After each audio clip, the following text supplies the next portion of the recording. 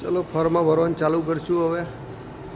120 3x2 પ્લેટો ભરવાની છે અને 115 3x15 ઇંચની પ્લેટ ભરવાની છે.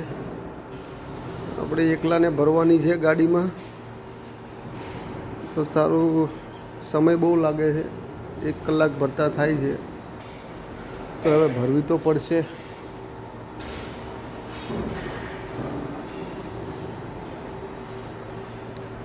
પંદરની પ્લેટો બહુ અંદર પડી છે કંઈથી ભરવાની છે 3x15 ઇંચ. આ બધી રિપેરિંગ કરવાની બાકી છે હજુ.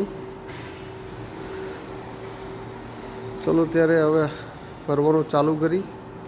આપણી ગાડી લાગી ગઈ છે.